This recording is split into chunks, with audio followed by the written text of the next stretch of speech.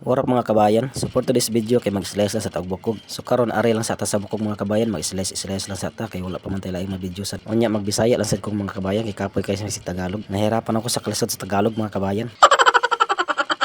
Unya magkabunol-bunol pa jud. Mao magbisaya na lang ko kay flow pa atong pagistorya.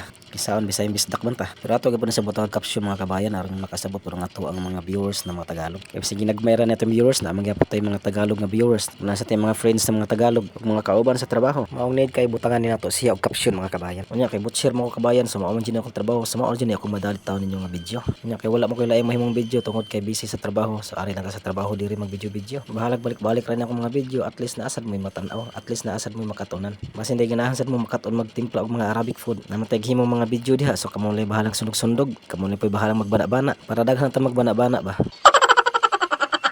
About sa daning pag-slice og bukog mga kabayan labi na sa akong mga kabutser diha. Kinahanglan double safety jud ta. Nya inahinay lang kay mahuman ra bitaw na siya. Nya dapat i-plaster jud nagtarong ang bukog para dili sad siya motuyok. Kay delikado kayo motuyok siya mga kabayan. Kay motuyok na naay posibilidad nga masamad ka, naapay posibilidad nga malagputan ka sa bukog. Munang kinahanglan nga i-plaster jud nimo ang bukog sa pagbutang ug hugtan sa dimo paggunit ang bukog para dili kini molagpot. Kay kining bansuhan usa ni sa pinakadelikado nga gamit sa pagbubutser. Kay wala gini siya giila, makaraan maka o mabaguhan. Basta maduol jud na imong kamot sa blade, putol jud na. Mga amping-amping jud ninyo mga kabaro. Kinahanglan distansya jud ang kamot nimo sa blade samtang mag-slice ka. Ayaw pagpaspas-paspas ug ayaw sad pagpasikat. Kay magpasikat ka sigurado jud magpahuway jud kag trabaho. Nya pait ra ba kay ni magpahuway ta nyo pag yisildo. Unsa na ito ipakaon sa tong pamilya, di ba? Maong hinay-hinay lang jud ta. Slowly but surely ba. Bahalag hinay basta kanunay. Kay mahuman ra bitaw na siya. Wala may trabaho nga dili mahuman basta imo lang fokusan. Unya sa katong mga baguhay pa nagbutsir diha, remind ako ninyo ayaw lang sa mugunit og bansuhan. Tanaw-tanaw lang sa mo. Unya paniid lang sa mo kung sa mga teknik ug pagpangutan mo sa mga karaan. Para na may mga ideya ba before mo magunit sa bansuhan. Unya kaya dili sad mo magduha-duha. Kay usa na sa hinungdan nga masamad ka kana magduha-duha ka makulbaan sad ka.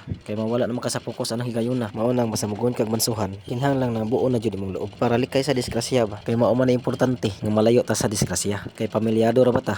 Sama na ko sa una nakasuway sa kusamad sa bansuhan. May gani kay gamay ra. Baguhay pasad ko ato nagbutcher sad 3 months pa ko nagbutcher. Inilaging bag-o ta magpasikat pas kunuhay ba. Mao ang resulta nasamad noon. Pero mao man sa na ilang giingon sad kung dili ko na ka masamad, dili ko na ka ma-certified butcher. Dili masud kuno ka makaton kung dili ka masamad. Pero okay ra nang masamad basta dili lang pud ako. O dili lang pud grabe. O dili pud sama anang mapungkol na jud ka. Kay mailisa na imong apelyido ana.